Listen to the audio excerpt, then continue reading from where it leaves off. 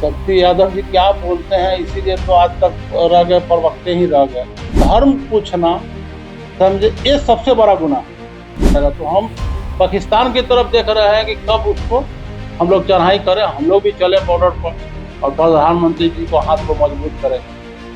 अब मारने वाला 5 गो आतंकवादी आता है और मार के चला जाता है। कि जो वक्त वोट संशोधन बिल जो आया उसमें गरीब तबके के जो अल्पसंख्यक में है उनको बहुत ही फायदे कभी मुद्दा रहता है, किसी का आधार कार्ड नहीं बना है तो किसी का राशन कार्ड नहीं बना है, किसी का वोटर ID नहीं बना है तो किसी का एडमिशन नहीं हो रहा है, किसी का स्वास्थ्य में अस्पष्ट मुद्दा है विकास। और विकास में भी सबसे पहला प्राथमिकता है शिक्षा और स्वास्थ्य। नमस्कार, आप देख रहे हैं वक्त की आवाज़ इंडिया। मैं हूं आपके साथ खुशी गोस्वामी। अभी चुनावी साल है, 2025 में चुनाव भी होने वाले हैं और सभी पार्टियां तैयारी में जुटी हुई है। इसी दौरान अभी देखा जाता है कि बेला यादव भी अपने क्षेत्र में जाते हैं दानापुर, और वहाँ पे लोगों से मिलते हैं, क्या कुछ विकास हुआ है नहीं हुआ है वो देखते हैं, उनकी समस्याओं को भी दूर करते हैं। क्या कुछ समस्या है हम उनसे बात करेंगे, क्योंकि वो भी कहा जा रहा है, उनकी भी चर्चाएं तेज हो गई है कि वो भी हो सकता है कि बीजेपी अगर टिकट देती है तो वहाँ से चुनाव लड़ेंगे, क्योंकि वो चाहते हैं कि वहाँ उस क्षेत्र में, उनके क्षेत्र में वहाँ पे विकास हो। क्योंकि देखा जाता है कि हॉस्पिटल से लेके शिक्षा, हर चीज़ की व्यवस्था जो है वहाँ पे पूरी तरह से खराब है और उस चीज़ को वो सुधारना चाहते हैं, विकास करना चाहते हैं। अभी हमारे साथ हैं बेला यादव जी, जो वहाँ से बीजेपी अगर टिकट देती है तो चुनाव लड़ना चाहते हैं। वो क्या कुछ विकास करना चाहते हैं और करेंगे, हम इनसे बात करते हैं। बेला यादव जी, चुनावी साल है और आप लगातार जनता के बीच दिखाई दे रहे हैं, क्या इससे समझे कि आप चुनाव लड़ने वाले हैं? देखिए, घूम तो रहे हैं जनता के बीच में, जा रहे हैं, सब लोगों से मिल रहे हैं, उनका समस्या सारा देख रहे हैं, समझ रहे हैं उनके बारे में, वो मेरे बारे में भी समझ रहे हैं जनता, ऐसा नहीं है, और पहले से भी जानते भी हैं। तो सब लोगों से मिलजुल रहे हैं, जाकर के उनके दुख सुख में भी शरीक हो रहे हैं। तो कहीं नहीं कहीं तो संकेत तो वही है, इलेक्शन लड़ने का ही। आप भाजपा के अच्छे उम्मीदवार भी है, इस बार भाजपा की तरफ से आप चुनाव भी लड़ना चाह रहे हैं, तो आप साफ तौर पे ये तो खुलासा कर ही दिए कि चुनाव लड़ेंगे, लेकिन किस मुद्दे पे लड़ेंगे ये हमारी जनता को बताइए। देखिए, मेरा स्पष्ट मुद्दा है विकास, और विकास में भी सबसे पहला प्राथमिकता है शिक्षा और स्वास्थ्य। ये मेरा पहला प्राथमिकता है कि ये दोनों सबसे ज्यादा जरूरत है। और विकास का जब स्वास्थ्य ठीक हो जाएगा, शिक्षा ठीक हो जाएगा तो डेवलपमेंट चालू हो जाएगा। सर, आप वहाँ पे जाते हैं तो लोगों से भी बात करते होंगे, मिलते होंगे, तो ये तो आपका मुद्दा हो गया जो आपको लगता है कि वहाँ पे करेंगे। जनता को क्या लगता है? देखिए मैडम, क्षेत्र में जब जाते हैं तो बहुत सारा मुद्दा आ जाता है। वहाँ पर छोटा भी मुद्दा रहता है। किसी का आधार कार्ड नहीं बना है तो किसी का राशन कार्ड नहीं बना है, किसी का वोटर ID नहीं बना है तो किसी का एडमिशन नहीं हो रहा है, किसी का स्वास्थ्य में कहीं पर दिखवाना है तो उसके लिए उसको ये नहीं हो रहा है, क्या बोलता है, नंबर नहीं लग रहा है, मिल रहा है।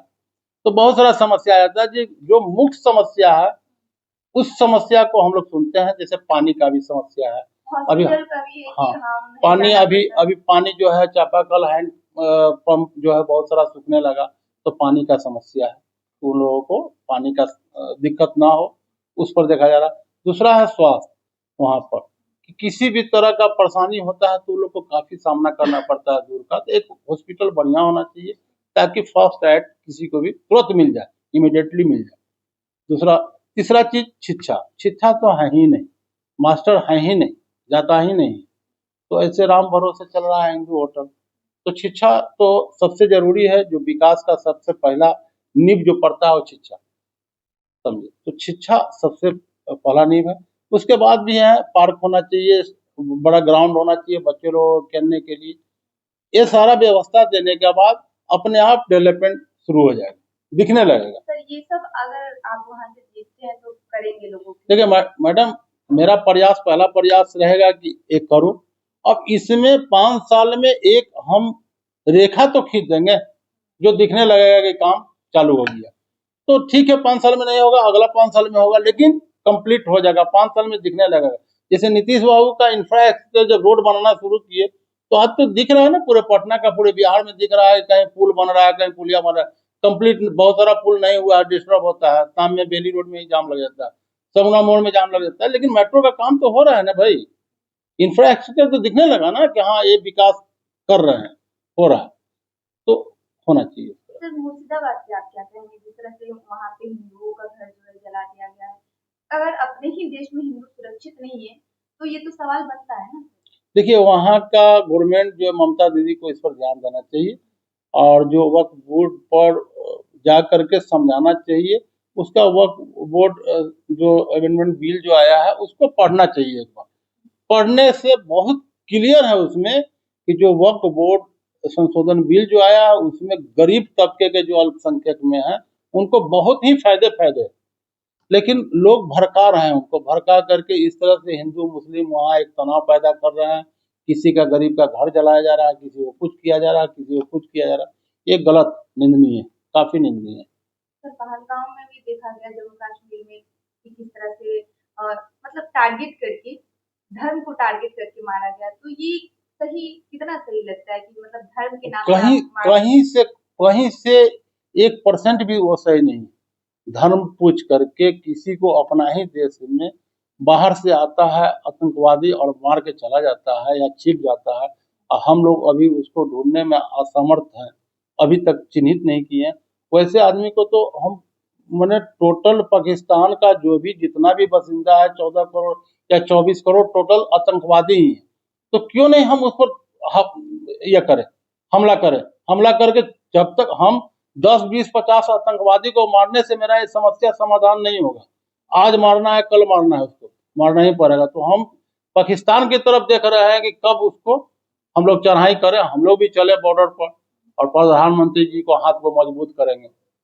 सर प्रधानमंत्री जी आए थे मधुबनी, बोले कि चुन चुन के मारेंगे, हर एक जो आतंकवादी होगा जो उसमें शामिल हुआ उसको छोड़ेंगे नहीं, तो क्या लगता है कि प्रधानमंत्री जी जो बोले वो पूरा करेंगे?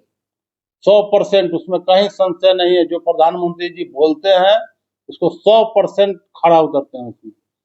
सर एक तरफ जो है विपक्ष के द्वारा जो है इस पे अब जो है उसको मतलब आरोप भी लगा रहे हैं कि ये षड्यंत्र है, तो ऐसा जो है आरोप भी लगाया जा रहा है, कहा जा रहा है कि धर्म और जाति नहीं पूछा गया। अनिल देशमुख के द्वारा, जो इंडी गठबंधन के प्रमुख सांसद भी और नेता भी है, तो उनके बयान पर क्या करेंगे? देखिए वो व्यर्थ का बयान है, वो उसमें कहीं कोई तर्क नहीं है।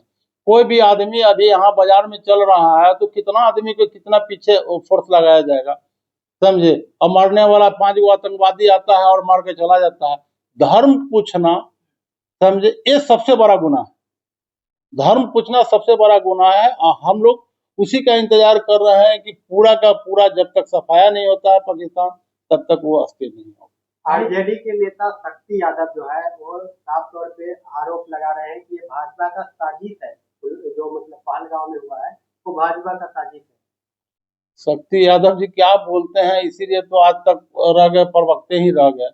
शक्ति यादव जी को ये सब बात बोलना ही नहीं चाहिए कि वो भाजपा का एजेंट है कि भाजपा का क्या है, ये हमको नहीं समझ में आता है। उसके लिए हमारे प्रवक्ता हैं, जवाब दे देंगे। बोल रहे हैं कि प्री प्लानिंग है ये सब, तो उनको जवाब हमारे प्रवक्ता, पार्टी के अधिकृत प्रवक्ता हैं, उनके माध्यम से उनको जवाब मिल जाएगा। शक्ति यादव।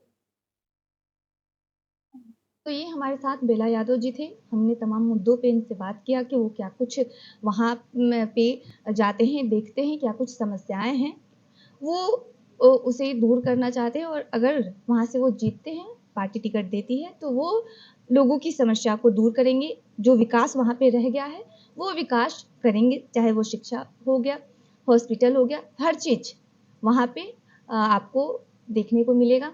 और रही बात, हमने वक्फ बोर्ड पे भी बात किया, और जो मुर्शिदाबाद है उस पे भी बात किया, जो हिंसा हो रहा है जम्मू कश्मीर में भी, तमाम मुद्दों पे हमने बात किया और उन्होंने मुखर होकर अपनी बातों को रखा है।